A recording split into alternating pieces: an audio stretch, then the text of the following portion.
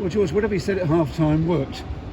Yeah, there wasn't too much technical at half-time, but I think we just probably needed reminding of why we've been playing well, albeit not getting the results. And that's we're physical, we're connected, we work extremely hard, and I think we talked a lot about accuracy pre-game, and that is something we want to get better at, which we did in the second half, but that can't be at a cost to what we're building the foundations on.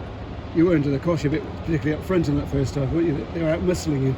Yeah, and again, that was a pretty simple conversation at half-time with the forwards. Was what do we stand for? All this hard work. We're getting known as a good pack around the league now, and they're taking it to us, and we've probably come off second best. So,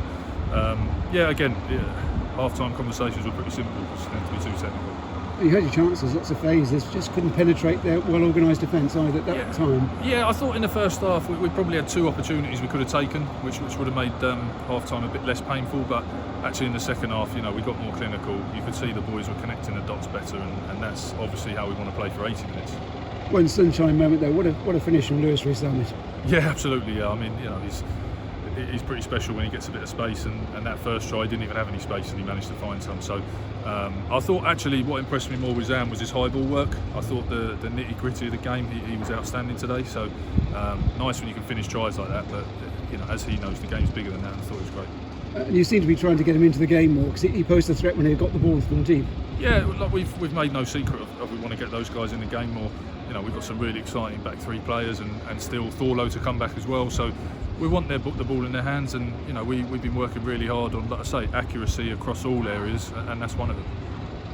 The areas when you were in deficit in the first half, it certainly improved in the second, and you brought on Willie Hines. It's always planned to bring Willie on because Stephen Varney made a break leading to Rowan Ackerman's try, and he was called off after that.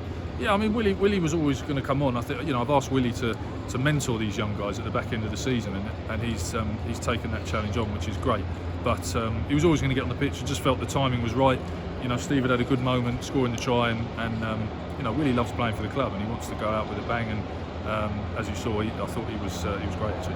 He runs such good tracking lines, doesn't he? Yeah, he's outstanding. He's just that. He's a bit like the French 9. He's always there on the shoulder, and the boys know that, and that's why he's such a quality player. And it was a big game too for Lloyd Evans, wasn't it? And he finished it off with a fine try. Yeah, I thought Lloyd was brilliant. I thought actually his kicking was awesome. I just thought he looked really composed. Unfortunately, he picked up an injury there at the end, which hopefully is not too bad, but great to see him back out there. Has Rowan Ackerman been to soccer school? Yeah, I've just said that. I think we've worked hard on our kicking game since we've been here. It wasn't with Rue, but he's certainly I think Rue's playing really well all round. To be honest with you, I think his work rate is getting more and more, and his carrying and his skill set, and those little moments are they're great for a number 8 to be able to pull those off.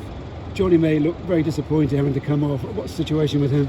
Yeah, Johnny had a niggle in the week, and we sort of gave him the opportunity to play because he's earned that right, and unfortunately it just flared up early on. So it's one of those. I think obviously no game next week, and we'll give him a week off, and hopefully it'll be okay. Will all the players have a week off now? No, I'm not quite sure. We're going to do a couple of days training. We had a week off pre-sale after the La Rochelle game, so there's sort of a balance. But it's that stage in the season where you want to be fresh, you want to be energised, but we are keen to work on our accuracy. We are keen to, as we say, get the ball moving and make those final passes, which probably another 2 or 3 today would have made the score look even better. So we don't want to step completely away. And the good thing is the boys are so hungry. Even though we gave them a week off last time, they're all in the club, training hard, and you can only ask them to get fresh. But if they want to keep pushing on, they want to keep pushing on, which is great. A lot of resilience show today in that victory. Yeah, definitely. Again, half time's pretty honest. Boys knew they weren't quite firing.